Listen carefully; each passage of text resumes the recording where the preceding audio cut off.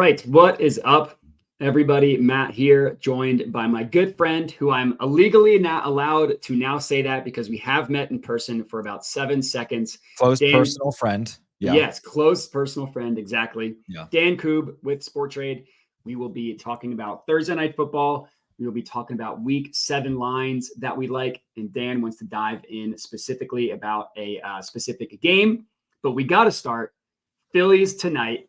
What do we got? Phillies game 3. I saw that Phillies fans that aren't able to attend the game are buying tickets, so the stadium is empty, which I love. Anything you can do, anything you can do, even from across the country. So how are we feeling about the Phillies tonight? Actually, first off, how are you? I'm fantastic. I'd like to share with your audience that we are not only friends now, we are like hug it out friends. Yes. Like our eyes met in the line of Tony Luke's roast pork sandwiches. And I was awestruck at how tall you are. Like you had always said, like, hey, I'm 5'11", 6 foot, whatever. You're clearly like 6'2" with a 6'5" wingspan. Like the fact that the Sixers haven't signed you to a 10-day is shocking. And we just embraced. It was a very short conversation. Soon afterwards, I was stuffing my face with roast pork while Kyle Schwarber was hitting bombs out to right field. It was just beautiful synergy. It really was. It was a beautiful evening at a beautiful ballpark with my beautiful friend. So thank you. Yeah, no, thank you for taking the time, the 7 seconds to meet. It was a little bit of a shit show getting there. Glad we were able to say hi. Then we were able to say goodbye. Then we went our separate ways. But it was worth it. No picture. No picture. We're in a group chat with our buddy Tom Viola from Unabated. Yeah. And he was like, you guys didn't even bother to take a picture? And I was like, no, I honestly, the thought had never occurred to me. Didn't occur to me either. And it was crazy. It was hectic. It took me forever to get there. It was nuts. It was great to meet in person. And then we watched the Phillies hit some bombs. Just annihilate. Yeah. It was just inferior opponent. Yeah. Yeah. And after game 1, because we let them back a little bit in game 1. But I mean the Phillies, who we are now a part of. Yeah. I said to my buddy who I went to the game with, we got to step on the throat in game 2 because they could come out of game 1 with like, okay, we got punched in the mouth at the beginning of the game. We fought back, made it a game. I was like, in game 2, we need to put these a-holes in their place. And that's exactly what the Phillies did. I'm very proud of them. Agreed. I felt coming into the series that the D-backs were not very deep in their lineup. Obviously not very deep in their pitching staff. We'll talk about that in a second. Yeah. They just feel like an inferior team. I think really the real NLCS here was clearly Braves Phillies. The Dodgers had an old pitching staff as well. Other than their top 2 guys, I mean, they've got their 3 and 4 and 5 hitters hitting sub 200. They're like right around the Mendoza line. I think they just kind of ran out of gas. So it really feels to me like NLDS was the real series. Now I'm talking, some shit right now. So hopefully it's going back to bite me. But it just feels like these Phillies are on a mission, and nothing ever felt more like the Diamondbacks were out of their element than a pop fly in the infield that goes between 3 Diamondbacks. It just screamed like, okay, this is a level that we're not quite ready for. And I think that speaks to what's going to happen tonight as well. I agree. I'm on the Phillies tonight as well. I like their first 5 money line. I like their full game money line. I also like some dongs. I brought back the dong report. It was a special program today. We got Bryce. You're a Philadelphia Phillies fan who does the dong report. They've hit 35 home runs this playoffs, and you retired the dong report. What's going on? I retired it for the playoffs, and then I've been just a traveling maniac the past couple of weeks. I was in California for a week. Then I went home for my engagement party for 5 days. So my routine was a little bit out of whack. And I mean, I had like between the end of the regular season and I think maybe the first couple of days of the playoffs, I think I went like 12 straight dongless. So I kind of got spooked and was like, you know what? I'm going to playoff baseball. Pitching's a little bit better. There aren't as many games, so you have a smaller pool. So I decided to retire it. But I mean, I got Bryce Monday night. I got Trey Tuesday night. Feeling good. I brought back the Dong report for tonight, and we'll see what happens tomorrow. Are you ready to divulge, or can I go to my question for you? No, please question me up. Okay, so Brandon Fat is on the hill tonight for the D-backs. I just want to read his statistics to you. They're not pretty. I looked into it. They're not pretty. They're really bad. Yeah. 3-9, 5.72 ERA. He only struck out 94 batters this year. He has a whip in the postseason of 1.6.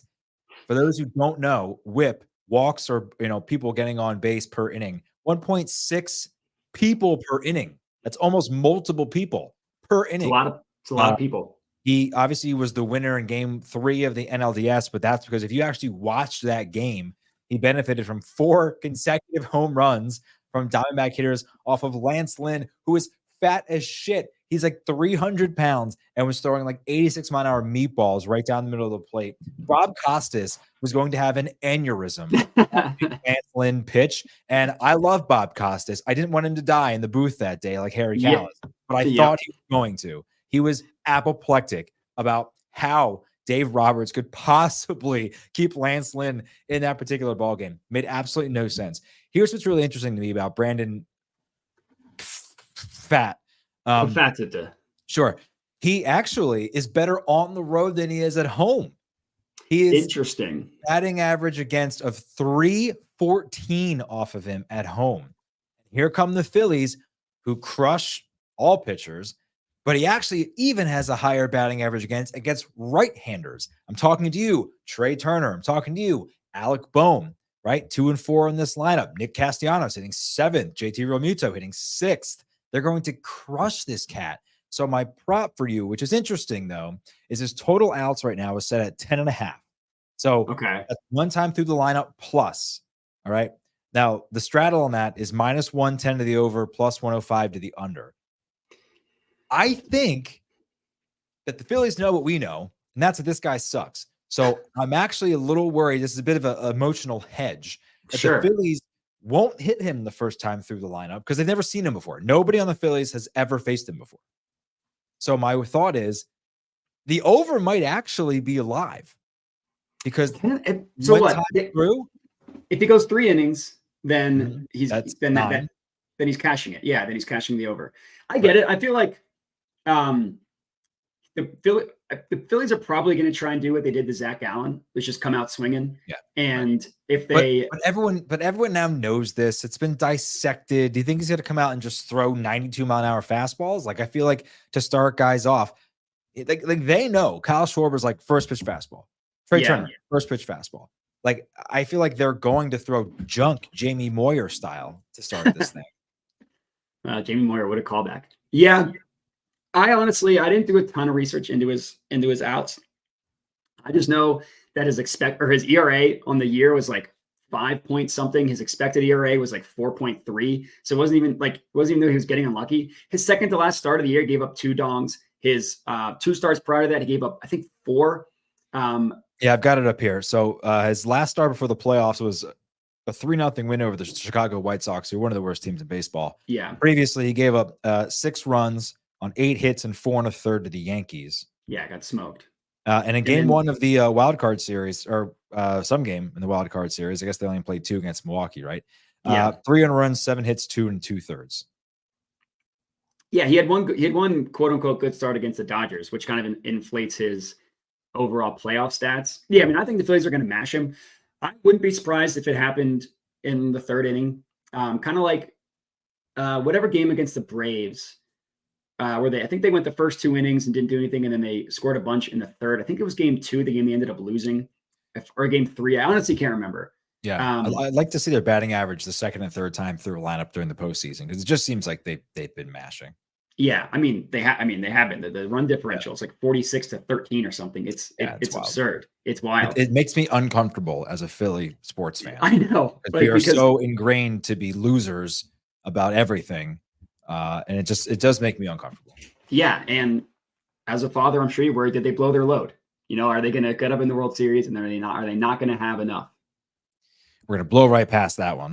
Just blow right past it. Yeah. Don't even call attention to it. The outs, I don't have a good lean either way. I see your point. I think it's low hanging fruit. They just think he's going to get crushed and to take the under, but I kind of like your logic on the first time through. Maybe they struggle a little bit. And then it'll be after like the 2nd time through where they start to crush him. All I know is that Bryce is going yard and JT is going yard. That's which all I Bryce? know. So which Bryce? Because here's my thought. I think Bryson Stott gets right tonight. I could see and that. he's plus 1,100 to hit a home run. Plus 1,100 is very juicy. It's very juicy. I kind of like Bohm. I was on him in game 2. He's had the unluckiest outs I've ever seen. Hit the ball hard. He had his out in game 2. They were like, that probably would have been a home run either during the day or like over the summer. So I think he's ready. I kind of like bases more for Bohm. Okay. But yeah, I mean, Fair enough. Phillies are gonna crush this guy. All right. Any more Phillies talk, or are we ready to move on to Thursday night football? Let's do it. Let's talk some sprained knees. How about it? Sprained knees, Trevor Lawrence. Yeah. So anybody that has any questions or anything that they want to throw out in the chat, please feel free to do so, and Dan and I will comment. We got Jaguars at the Saints. I'm guessing Trevor Lawrence is going to play. Whether he's hobbled or not, who knows? The short week makes me a little bit nervous, and the fact that he wasn't really practicing, like CJ Beathard was getting all the first team snaps, also makes me a little bit nervous. I'm guessing the spread here is baking into account the injury to Trevor Lawrence. If you're on the Jaguars, it's actually a really good price just from a strictly EV perspective, getting them at plus 2.5, minus 108 at Sporttrade. Pretty much every other book has this at 2 or 1.5, and you're not even paying any extra juice. You're getting actually better odds than what a standard main line is, which is normally minus 110. So if you're strictly EV, which I think both of us are mostly math oriented, the Jaguars plus 2.5 is a good play. Yeah. If you're on the Saints, a little bit juiced, minus 1.5, minus 115 at FanDuel, with the over under at 40.5. The Saints are every single game has gone under so far this year. So spread, money line, total, what plays do you have on the main line? None, at least until I know what Trevor Lawrence is doing. And even then, I don't know if you ever sprained a knee. Done it several times playing football. It's really difficult to like move laterally, front, back. It's very difficult. And I was an offensive lineman, so not a quarterback. I don't have to plant on anything and throw and torque and twist my body and do anything like that. There's just really nothing about this game that I'm willing to do pregame. If I'm being completely honest. You mentioned CJ Beathard. I just lack of information. Like, I don't know how you could possibly do a pre-flop bet on this game without knowing if the best player on the field for both teams is going to be in the game. So my plan here is to sit back, watch the first couple of possessions. Even if Trevor Lawrence plays, I don't think he's going to be that good. We watched on the Witching Hour on Sporttrade Sunday, watched him get hurt live in a game where he was for some reason playing. It was 37-20. Some reason playing in the game, he gets sacked. Stacking the teams against each other, Jaguars are better straight up, in my opinion. 8th in DVOA, 13th offensively, 8th defensively. Saints 13th in DVOA, 20th offensively, and they've been bad on offense. 7th defensively. And you mentioned the offense. The Saints have scored 16, 20, 19, or excuse me, 16, 20, 17, 9, 34, and 13 this season. The 34, complete outlier against a Patriots team that looks like they've kind of given up. It's a low total, but these are weird games, man. Like Thursday night's weird. Their offense is bad. We don't know if Trevor Lawrence is going to be playing. I think this is absolutely a good trading opportunity to not take a pregame position. Watch the first series, watch the first two series, maybe giving back a little price-wise. Yeah. But you're more likely going to be able to identify which side is the correct side. Sure. Now, Dan, if you were to live bet a game or any game, can you think of a good platform to do that? Yeah, I sure can. And that's Sporttrade. That's the one behind me here. We do a lot of live trading shows, including Thursday Night Football. We're not doing it this week, obviously, or else I'd plug that. But next week we'll do it with Drew Dinsick, the whale capper. Sure. But we do a lot of live trading. If you want to live trade and take positions after you have more information and have the ability to move in and out of those whenever you want, Sporttrade's a place to do it. And when you sign up in Colorado or New Jersey, make sure you use code MODI. That's MODI. Or best friend, whichever. I'll honor it. Yeah, we'll have to get a promo code for that. Yeah, it's all manual, Matt. You can enter whatever you want and I'll honor it. It's fine. Well, there you go. I appreciate that. So basically any promo code that's entered will go to me, is what you're saying. That's not what I said. But I'm going to go against your advice, and I'm on the Saints on this one. I got the Saints on Sporttrade at like minus 104 on Tuesday. Now Sporttrade is offering the Saints at minus 125. That's still the best price you're going to get on the Saints The odds have just been going more and more in favor of the Saints. That probably has to do with Trevor Lawrence. I think whether he plays or not, I'm still on the Saints on this one, which is a little bit different because I've been roasting the Saints all year, especially their offense has been terrible. And even their defense, which is good, has had a pancake schedule so far. If you look at the teams they played, it's like the best offense that they played is the Texans, and they lost that game last week. Right. Like, congratulations, you had a good game against the Titans and the Patriots, but they're at home. Thursday night football games are wonky. And they finally, I mean, their offensive line's banged up, which is obviously scary, but I just think that the injury to Trevor Lawrence, I think he's going to gut it out, and I think he's going to be limited. And I don't necessarily think he's going to have that good of a game. I'm just not ready to buy the Jags as a team that's just going to take care of business, even though they're the underdog. So this necessarily wouldn't be considered taking care of business, but they've been so inconsistent. And even last year, they went on that like that run at the end of the year. They still should have lost the last game to the Titans, who started Josh Dobbs. I don't know. I can't quite trust the Jaguars to take care of business. So at home, the Saints. I don't feel great about it, admittedly, but I am on the Saints money line. I'm not touching the total. I have no idea what the total is going to look like. It opened up at 39.5. It got bet up now to 40.5. Some books even have it at 41. That's so I'm not. Yeah, it's too high. I'm not touching the total. Yeah, BetMGM has it at 41. Everywhere else, it's at 40.5. What's the price there? The under is at -120, so it's a little bit juiced towards the under. Yeah, I'm saying that's actually, I like that because I think it's Sporttrade. The last check we had it at 39.5. So to get 2 extra points there for a game I already like the under on. Not to cut you off, but I think go ahead. The reason why I would say this is a great game to trade on the total is because something I love looking at are who are the great teams at scripting the first 15 plays. And I think you can really kind of figure out the direction of which a game is going to be called by how aggressive that scripted first 15 really is. We saw this a couple weeks ago with Washington and the Bears. We thought, what do the Bears have to lose? Maybe they'll be aggressive, but Washington's going to come out and they're going to throw the ball. Well, what did Eric Bieniemy do? They ran the ball down the middle 3 times and punted the first 3 possessions of the game. Yeah.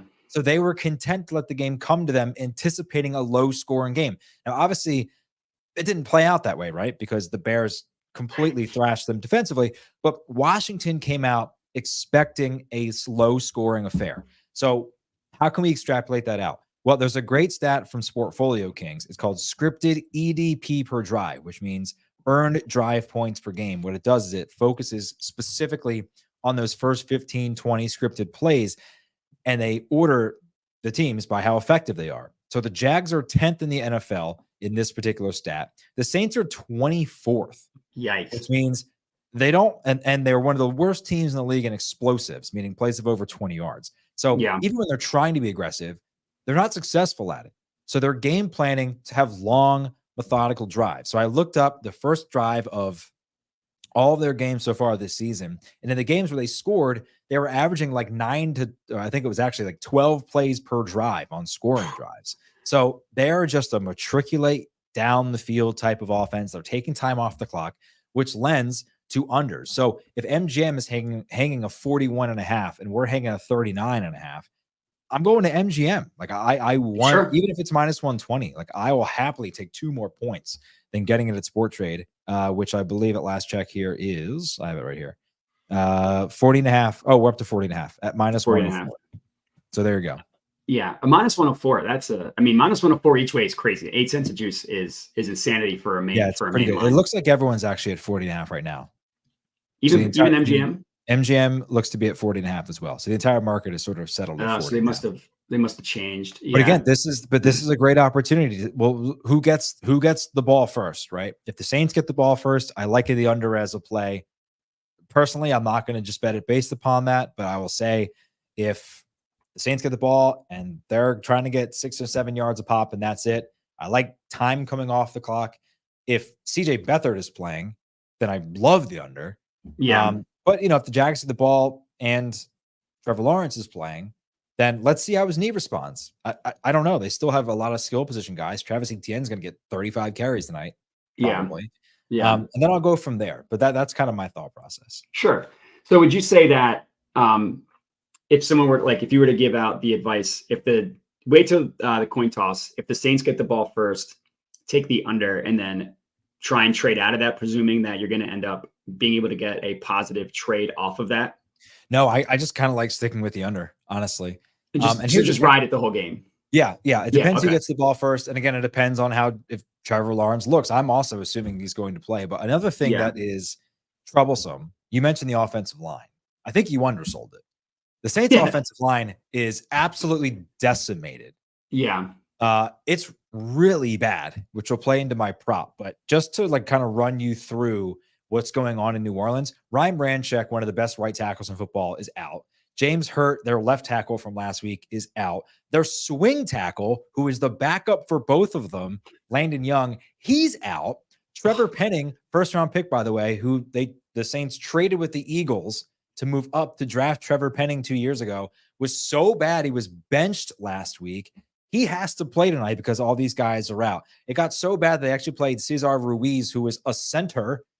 He had to kick out the tackle last week. Oh my so God. they're an absolute mess. So the possible candidates to play right tackle tonight are Max Garcia, career backup, or Nick Saldiveri, who is a guard, has not played tackle since he was in college, well in college. So that offensive line's an absolute mess. And the Jags got some dogs rushing the quarterback. So I think this is an underplay for sure, provided those things happen that I mentioned earlier. Yeah, it doesn't make me feel great about being on the Saints, admittedly. So we'll have to see what happens there. I know you hate reasoning. You just want the answer. So I hope now you feel less confident. No, come on. I love the reason. We could have a 2-hour show for all I care. All right. Well, you said you got some props, Mr. Sack Prop Dan. What do you got for us in terms of props? Yeah, Mr. Sack. You can call me Mr. Sack. Maybe not. We'll work on that. We'll get R&D on a better name, but not Mr. Sack. Maybe Sack Master, something like that. Like well, for all those reasons, all those reasons I just mentioned, you might think, hey, if I know anything about the Jacksonville Jaguars, it's that Josh Allen's awesome. And he is. He's great. He's a Kentucky guy. He's got 7 sacks this year, but here are his numbers. -148 for a half sack, -118 for a full sack. That's insane. -148 is a 60% chance that he's going to get a sack or half sack. That's insanity. So I looked this up too, Matt. 11,802 plays have been run this season. There are 495 sacks, which means there's a sack on 4.1% of plays. This assumes that 2.5 of those plays, or percent of those plays, are going to be Josh Allen sacks. I think that's ridiculous. So yeah, I'm not betting that one. However, Mr. 1-1, Trayvon Walker, playing 82% of defensive snaps this year. He's got 2.5 sacks this year. He's +152 for a half sack, and I'm specifically targeting guys who are rushing on the offense's right side. Okay. I'm targeting the right tackle position because, A, I don't know who's going to be playing there, and whoever's playing there is not going to be very good. And frankly, if you wanted Josh Allen, he's going to be rushing off Trevor Penning's left side of the line, and Trevor Penning sucks. So if you're willing to lay that juice, that's not so bad. But here's the biggest one for me. Roy Robertson Harris. Ever heard of him? I've heard the name. I couldn't tell you anything about him. He plays in their 3-4 scheme. He's somewhat of a 5-tech inside rusher. They play a lot of games up front. He primarily will rush off that right side of the offense's right-handed side, playing 65% of their snaps. He's +235 at FanDuel for a half sack and +275 at Barstool for a full sack. So I like both of those, actually. Okay. And I think I have one more. Okay, yeah. On the other side of that, I'm not betting this one, but I did want to bring it up. So the Jaguars themselves have some offensive line issues. Both of their guards are out. So I'm looking for interior rushers for the Saints. You may be thinking, hey, Cam Jordan. Carl Granderson, 4.5 sacks already this season. He's already piled up 2 in the last 2 weeks. They play a lot of games up front. New Orleans doesn't have a great pass rush, so they do a lot of Texasing, a lot of eddying, a lot of stunting, that kind of stuff, which leaves Granderson rushing from an inside tech at times. So he's got a great bull, and if he can get into these backup interior linemen, I like that. +115 at Barstool for a full sack. It's not enough value for me, but something to just keep your mind out. So Trayvon Walker, half sack, +152. Roy Robertson Harris, full sack, +275. The sack master has spoken. Wow, look at you with the Texas alignment and the Eddie alignment and a good bull. Just a real defensive line. What can I say? Just a real football guy. Oh, tried and true. Sure. Yeah, I leave the sacks to you. I don't even, it would be disrespectful to you if I even tried to give out a sack prop. So I don't I even appreciate that. bother. I have two player props that I've already given out publicly, one that I have not. So I'll start with that one. Alvin Kamara over 4.5 receptions. It's I saw plus that one. 100 Yeah. odds at FanDuel. So Running just back. breaking news from Oh, Adam yeah. Schefter. Jamal Williams off injured reserve, expected to play tonight. Not scared. I Okay. did not see that. Not scared, but that is good. That's good to know. Here are Kamara's targets since he's gotten back from, I guess, suspension, not even injury, from suspension, 3 games. 14 targets in his first game, 3 targets in his second game. Now, keep in mind, that was the Patriots game, in which that game just striked out from the record books. 8 targets last game. With a banged up offensive line, Derek Carr is just going to check it down a zillion times to Alvin Kamara. Yeah. 5 receptions for running back is a lot, but at least you're getting it for plus 100 odds. If it was like, a standard minus 115 type thing, I wouldn't touch it. I love that. Nobody cares, but he's on my fantasy team. So if he got more than 5 receptions, I would love that as well. Nobody cares. Okay, you said nobody cares. It's fine. Yeah, Dan couldn't care less about that, but I had to get that out there. I do now. You said nobody cares. Now I care. So yeah, that's the one that I had not given out yet. The other 2 that I have given out publicly, I'll just say them real quick. Kamara under 53.5 rushing yards. Jamal Williams back, banged up offensive line. He hasn't been the most efficient runner in like 2 years now. And then I also like Carr under 239.5 passing, which I know it sounds kind of counterintuitive being on the Saints money line and then a couple unders on the Saints. But if the game's gross, which kind of what seems to be expected, that could happen. And with Carr, he threw for 350 yards last week. It's the ultimate time to fade him after a blow-up game last week, which is clearly the outlier if you look at his stats all year. So those are the 3 player props that I have. Do you have anything in the prop market, or are you ready to move on to some week 7 lines that we like? Nope. Sack Master has spoken. Let's move on. Sack Master has spoken. All right. I'm just leaning so hard into it now. Isn't Sack Masters from Wedding Crashers? Is it not? That's Sack Lunch. But don't they call Bradley Cooper's character the Sack Master? His name is Sack. We're gonna have to check the tape. I'm pretty sure. I don't know. Well, I don't know. Get stats and info on that. Yeah, sure. we'll have to check the tape. Yeah. So I admittedly haven't done a ton of research into non-Thursday night football lines for this week. I do have one that I like that will start. I don't really understand why the Eagles are favored over the Dolphins. Maybe I'm just a sad Eagles fan. Yeah. But like they're down their top 3 slot cornerback options. Their top 3 safeties are banged up. I don't know who's going to play. Darius Slay is banged up. Yeah. He might play, but even if he's a little banged up, you don't want to face Tyreek Hill and Jalen Waddle. Lane Johnson's probably going to play, but the last time we saw Lane Johnson not be his best self was when he was dealing with an ankle injury. Now, the Dolphins don't have nearly the defensive line that the Jets did last week. So I think that they probably should be fine on offense, but the Dolphins could have put up another 60 burger for all we know. So I don't know. What do you think? I don't know if you've looked into that one, but I like the Dolphins straight up. The first bet I made this week was Dolphins plus 2.5. And I'm a little worried that it hasn't moved all week. Something is up. So the money line, it's up to 3. Sorry, it's up to 3 now. Yeah, the money line has moved in the opposite direction. Yeah, in the direction of the Eagles. Yeah, I like in the Dolphins on Sporttrade. I don't have that. No, sorry, it's 2.5 everywhere. 2.5 everywhere. Let's see if I could check my notes. I locked in the Dolphins at plus 115 at Sporttrade. They are now offered at plus 125. So it's like the money has been coming in the opposite direction. That's a CLVL for me, which I don't know if it's the Kelly Green, if it's the fact that they're at home and they lost last week. So people are like, oh, they're not going to lose 2 straight.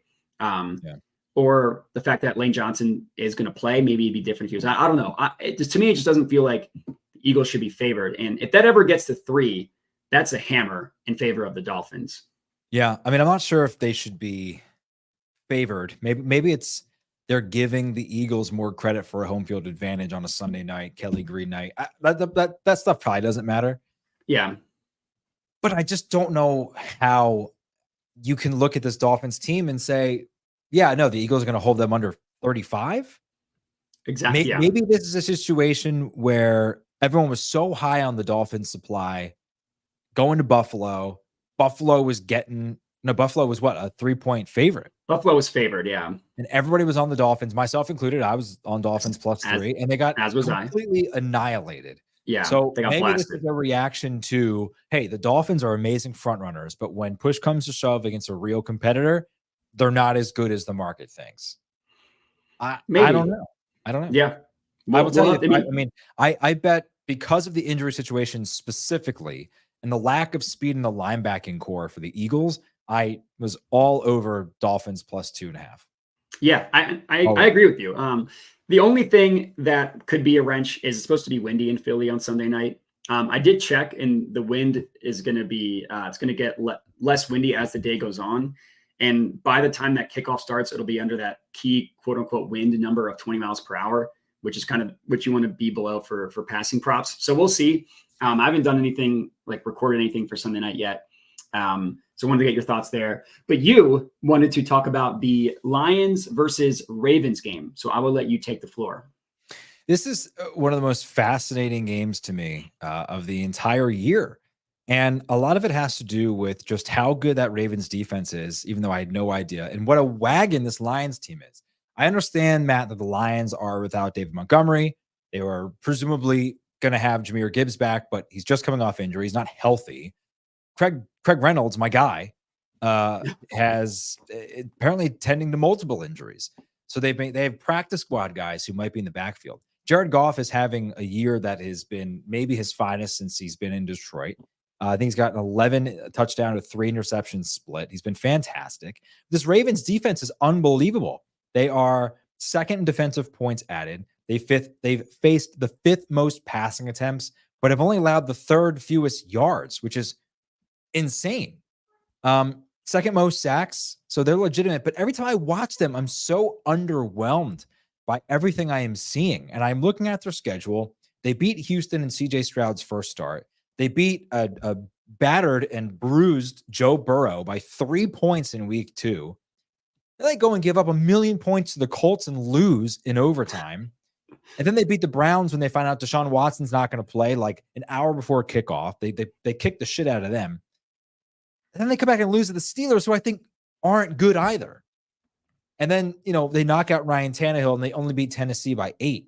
I'm just so underwhelmed by them. So much so, in fact, that I actually went out this week and I bet the Bengals at 5-1 to win the division. Wow. The Bengals are a game out from the Ravens. And they barely got beat with a quarterback playing on one leg. So I thought that was great value. 5-1 for a team that I feel has the best roster, the best team, and probably the best coach opposite of Mike Tomlin in that division. I thought that was a slam dunk bet. And then I look at the Lions and I say, all right, you beat KC on the road. Everybody saw that. Their only loss this year is an overtime loss to Seattle, who we know can put up points and look really good defensively at times. Then they do what really good teams do. We saw this all last year with the Birds. They dominated bad teams. They went out and they crushed Atlanta. They dominated Green Bay. And then they basically just played with Carolina for 60 minutes. And then, they go on the road against a Tampa team that I think has a good defense. I'm not in love with Baker Mayfield, but they just win 20-6 on the road. Defense has played well above expectation. So the fact that the market thinks this Ravens team is this 3 points better than Detroit, when Detroit's only real deficiency right now is in their backfield. They still have a great offensive line. They could still probably put anybody back there and average 4 yards a carry.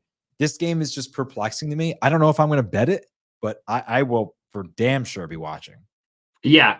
I mean, probably I haven't looked a ton, like I said, at the slate. Probably the best game of the non-Sunday night football edition, I would guess, unless you want to talk about Chargers Chiefs. But yeah, I'm with you. I don't have anything, no bones on this game. If I had to give a lean right now, I would lean the Lions. They're +3 most of the places. I agree. It kind of smells like a rat line, which always makes me nervous. Me too. The Ravens are kind of like similar to the Eagles, where you look at the record and you look at their advanced stats and everything. You're like, oh, this is a good team. But when you watch them, something just isn't quite there. And that loss both their losses were disgusting. If Justin Tucker makes a field goal, Somehow he missed it. They lose, or they end up being the Colts. They had no business losing to the Steelers. They dominated that game. That's when they had a million drops.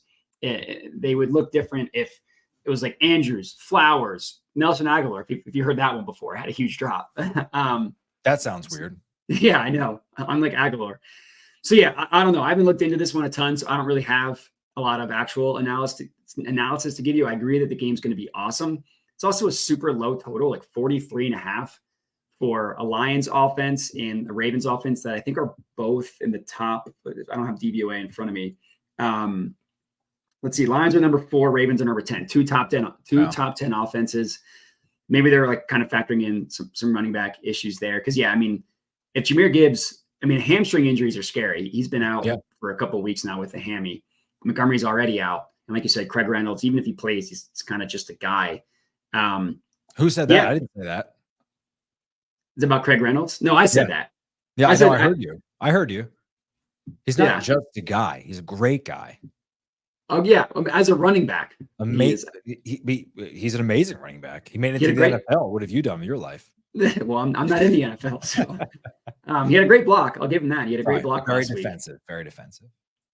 So yeah, if I had to give a prediction right now with zero research, which is what everybody tells you how you should bet, I would take the Lions +3. But yeah, like I said, I haven't looked into it a ton.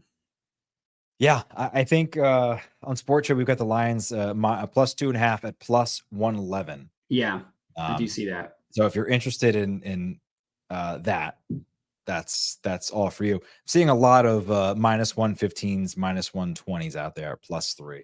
At the 3 so number, up to you. Yeah. But that's a tough one. My lean here is Lions. No one cares. I have their entire offense on my fantasy team. Nobody don't care. Yeah, no one cares. That's how it goes. So. Yeah. Cool. All right. Any other game that you have your eye on for this week?